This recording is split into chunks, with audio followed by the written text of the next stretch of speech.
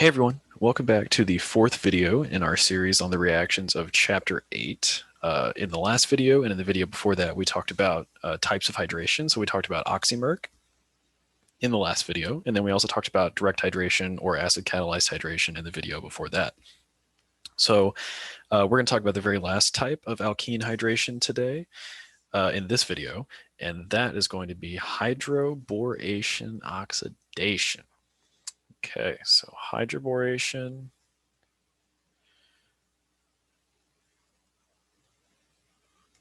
Oxidation.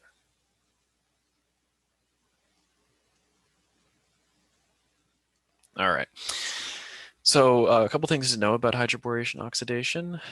This is there's not a lot of anti-Markovnikov reactions, but this is one of them. And I guess we should also say that this is a type of hydration as well. So we're adding water across the double bond. It's anti-Markovnikov. It forms both enantiomers as well.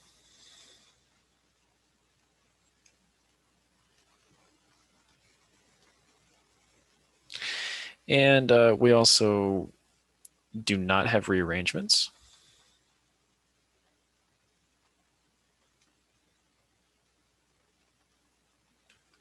And then finally, Syn Addition. This reaction is Syn Addition. So what does that mean? We'll figure out in a second. Okay. So whenever we do this reaction, okay, so I'm going to do this one first. Do this alkene. I like this alkene. We always come back to it. Okay. So the very first step is BH3. So that with THF. So BH3.THF, it's a complex of BH3 and THF. BH3 is very reactive. It burns in air and it will also react with itself. So we put in the THF to make sure it doesn't react with itself and waste our reagent.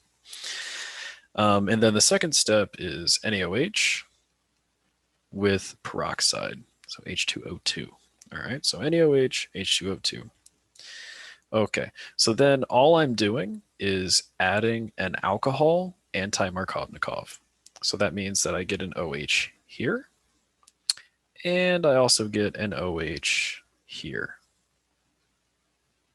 just on a wedge and on a dash, okay? Because I form both enantiomers. So like I said, this reaction is anti-Markovnikov. So instead of getting OH on most substituted, we get OH on less substituted, right? Because the hydrogen is going to go where there is less hydrogens with anti-Markovnikov, okay? So that's the important distinction there that we have to make, okay? So also there's no rearrangements or anything like that, so we don't have to worry about rearrangements, just like with oxymerc, right? So don't worry about that. So really just to get the product, all we have to do is just look at the two carbons and then see which one is less substituted. And that's where we add the OH. And then if we need to put on a wedge and a dash, we put on a wedge and a dash. That's it. Okay, that's all we had to really worry about there. So now let's talk about Syn Addition.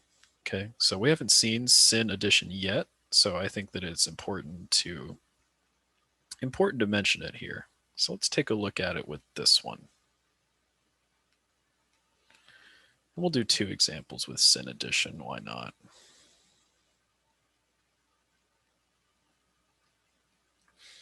So BH3THF along with NaOH and H2O2, okay? So now I get my anti-Markovnikov alcohol. So I get my alcohol here on this carbon. Okay, so you're probably wondering why I drew this on a dash. So what's going on here is that I add the alcohol here and I add the hydrogen here. Okay, so the hydrogen and alcohol get added on those carbons. And again, that's because the hydrogen goes where there's less hydrogens, right? So this carbon has 0 hydrogens. This carbon has 1 hydrogen. So since this is anti-Markovnikov, the opposite of Markovnikov, the hydrogen goes where there's less hydrogens, which is up here, okay? So the reason I drew both of these on a dash, and we also get both of them on a wedge as well. So let me draw that. Get the enantiomer.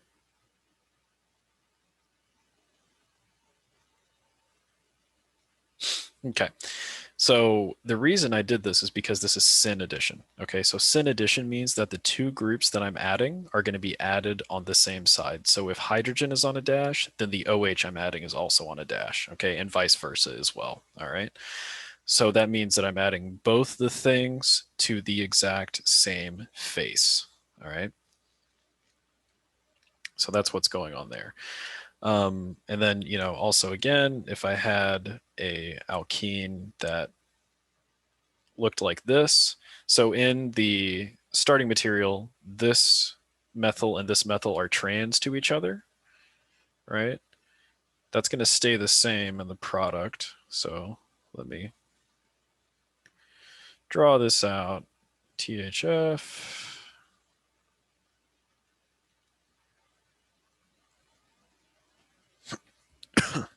Okay. So in the product, I think the easiest way to draw this is to draw a line, draw hydrogen, draw my OH. So these are both in the plane of the page, right? So they're on the same plane. And then just draw my other group. So on the left side, on this left carbon here, right, I have an ethyl group and a methyl group. So one of the groups is going to be on a wedge, the other group's going to be on a dash. So I'm going to put the ethyl on a dash, methyl on a wedge. But then on this carbon on the right, I have this methyl here, right, and a hydrogen, which I'm not going to draw. But this methyl and this methyl are trans. So that means in the product, if this methyl, this hydrogen, or this methyl here is on a wedge, that one means that this has to be on a dash, okay? Because in the product, these are still going to be trans, okay? And then I put my OH here because this carbon is less substituted, right? So it's anti-Markovnikov. So, and then I also get my enantiomer, which looks like this. I'm just flipping everything, right? That's all I'm doing. Just flipping all the wedges and dashes to get that. And that's it. Okay. So that's Syn Addition. All right. So both the things add to the same face. And if I have stereochemistry like this is trans in the product or in the starting material, then in the product, it's going to continue to be trans. Okay. Or they're going to be anti because you can't have trans in an alkane. All right. They're going to continue to be opposite each other. Okay, so now that we've looked at products, I think that we should look at the mechanism. The mechanism for this is very, very cumbersome. This is going to be the longest mechanism that you will see in this entire course. So take this with a grain of salt. You will never have to draw this on the exam, but I think that it is important to know because a question about the mechanism could come up. You won't have to draw it, but you may have to know something about the mechanism. Okay. So let's talk about the mechanism. And I'm probably going to have to go through multiple pages in order to do this, but that's okay. And so the reaction that we're going to be drawing the mechanism for is going to be this reaction. So I'm going to start with propene and then put it through with BH3THF. And then H2O2 with NaOH. And so that gives me my anti-Markovnikov alcohol. So that's going to give me 1 propanol. Okay, 1 propanol we get from that. Okay, let's take a look at the mechanism. So in the very first step, okay, I'm going to draw this propene out in a bit of a strange way. So there's my double bond. And then on this carbon, I'm going to put the methyl group over here. So I'm like drawing this flat with the methyl group going away from us and the hydrogen that's on that carbon coming toward us, right? So I'm basically taking this and flipping it, right? So this carbon here is this carbon, right? So that's all I'm saying there. And then the other carbon just has 2 hydrogens on it, right? So I'm going to draw 1 hydrogen and the other hydrogen, okay? Okay, so this is already starting off weird, so sorry about that. But so what's going to happen is BH3 is going to come in and it is going to add to the less, or the carbon that has more hydrogens.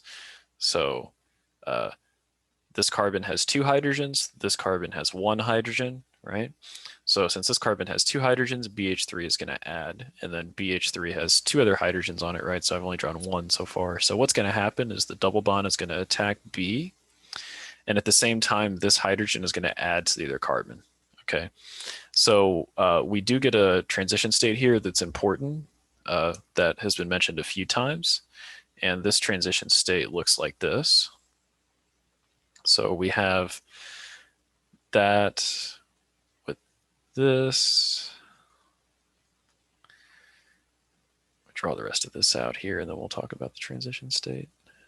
Okay, so the boron, there's a bond forming here, right? At the same time, this double bond is breaking. And at the same time, this boron hydrogen bond is breaking. And at the same time, hydrogen is forming a bond with that carbon. So I get this square transition state here. Okay. So I get this square transition state. We'll mark this as a transition state as well. So I get this square transition state, all right, which is a little strange. We've never really seen anything like that before in this course. So again, I think that's important to know that we get that unique square transition state. All right. So then what do we get from this? Well, what we get is a double bond that has a CH3 and it has a hydrogen.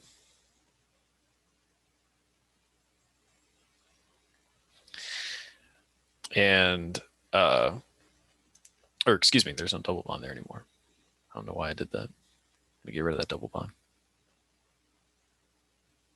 We literally just got rid of the double bond in the last step, right?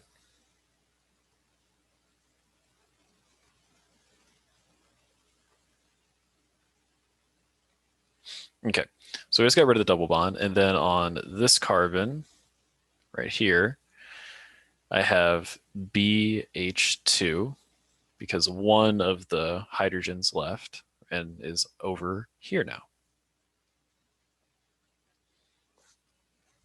So this is what I form. Okay. And now, unfortunately, boron has 2 other hydrogens. So boron can do this exact same thing 3 times. Okay, so it's going to do this 2 more times. So I'm going to draw that as quickly as I possibly can. So this is just a boron with 1, 2, 3 carbons on it. So that's how I'm going to draw it. So this is going to react with another one of our propene molecules.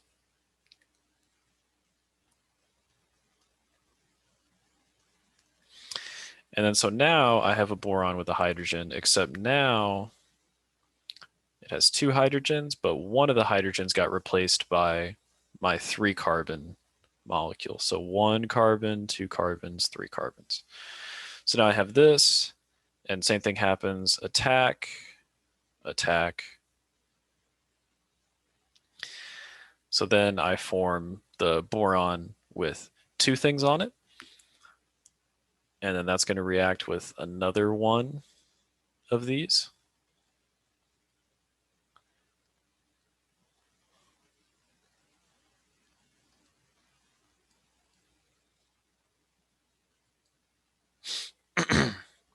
So now boron has 1 other hydrogen on it, right?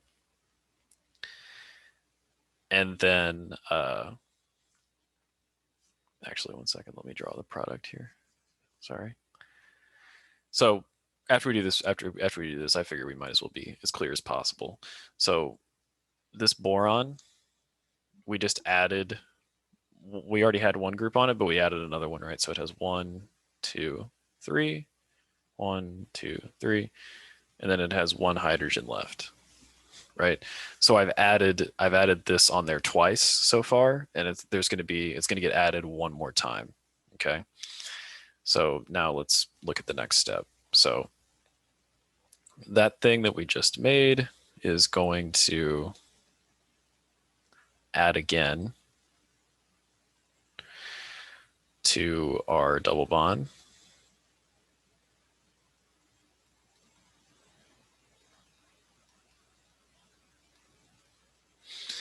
So attack, attack.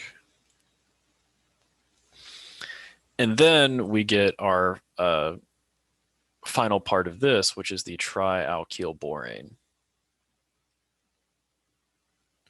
So this means that I have a boron with 1, 2, 3 alkyl groups on it. So this is my trialkyl borane, okay? So that's what this is called. So I do this same thing 3 times, so that way I can get to the trialkyl borane. So now this is where I add in my NaOH and H2O2. Okay, so I add in NaOH and H2O2 in order to get the trialkyl, or to get something from this trialkyl borane. So what's going to happen is NaOH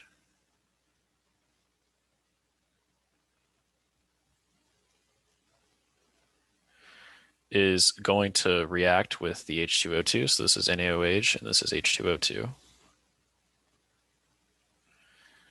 And NaOH is a base, right? So NaOH is going to take a hydrogen off of H2O2. And then that's going to give me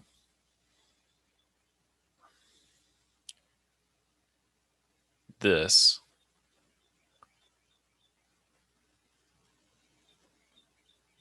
Right here. So I get this with water, because I get a water because I protonated an OH. So now this thing that I just made is going to react with my trialkyl borane. So draw my trialkyl borane here. So this is going to act as a nucleophile, and it's going to attack the trialkyl borane. Okay. So now let's take a look at what I have. I have this attached, right?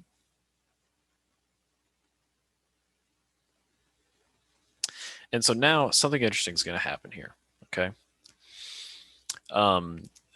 Well, first of all, this sodium, right? This just gained a bond, right? So it has four bonds now, so it has a negative charge. So sodium is going to be here as a counter ion, but we don't really need to worry about that. But just so you know, sodium would be there as a counter ion. Okay. So now I have this, right? This negatively charged boron molecule. And this does not want to have a negative charge, right? Negative charges are unstable. Well, any charge is unstable, right? Nothing wants to be charged. So something strange is going to happen. One of these alkyl groups is going to form a bond with this oxygen. Okay, so one of those alkyl groups is going to form a bond with this oxygen. And then this rest of this is going to leave.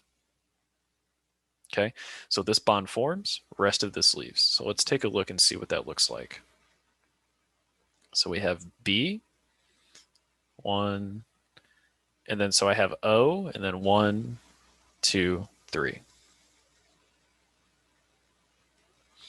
So what happened is these electrons went here to form a bond there, and the OH left. So then I also got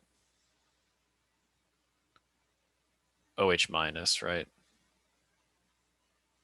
So now I also have OH minus. And so now I have made a monoalkoxy.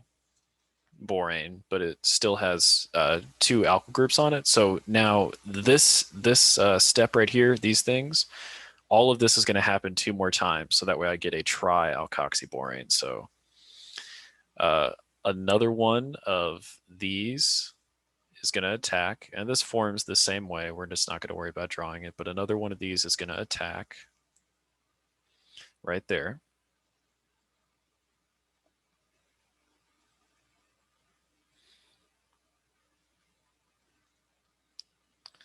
So then I get this again.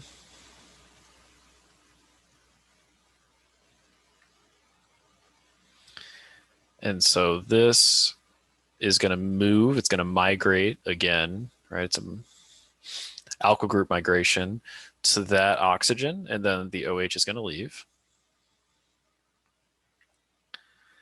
So now I have this.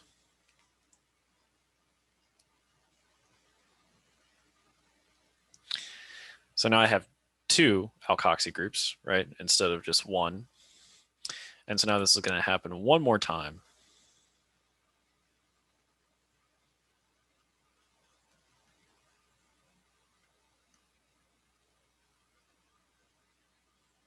It's going to attack. And then I also have OH minus from the last step as well.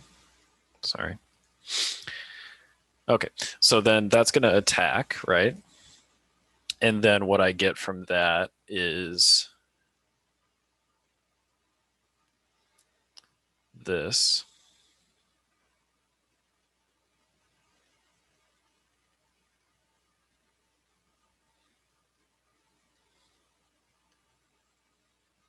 Okay, and then we get 1 more group migration, and that leaves.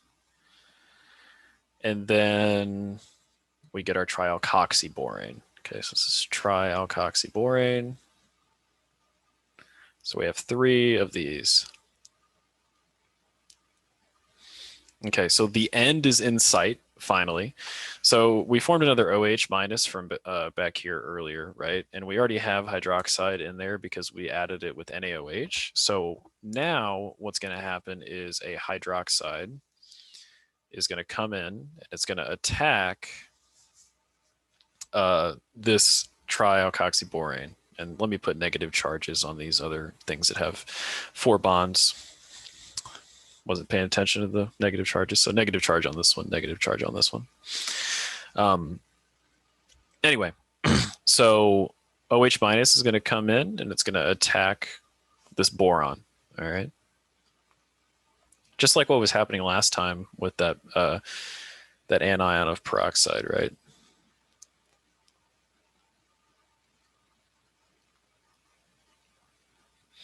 So now I get this, and again, this is negatively charged. So this boron wants to get rid of the negative charge, right? That was the whole reason that these group shifts were occurring, is because it wants to get rid of the negative charge. So this negative charge is going to want to be dissipated somehow. So what's going to happen is one of these groups leaves. Not this OH, but one of these alkoxy groups leaves. So we'll say this one leaves, okay? And then what I form is an alkoxide. So O and then CH2, CH2, CH3. So O, CH2, CH2, CH3. So I formed this with a minus charge. And then I also have this as a byproduct. So I have B with an OH, and then 1, 2, 3, 1, 2, 3. Okay, so this is a byproduct at this point, but this can happen 2 more times, right? We can get 2 more of these. But now I have water floating around in solution from earlier as well. You'll see I made a water here. So I made water a couple times in here. So now what's going to happen is water is going to be attacked.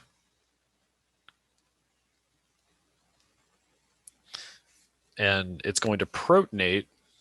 I shouldn't say it's being attacked. It's going to be an acid-base reaction between the water and the alkoxide. And then, hey, look at that.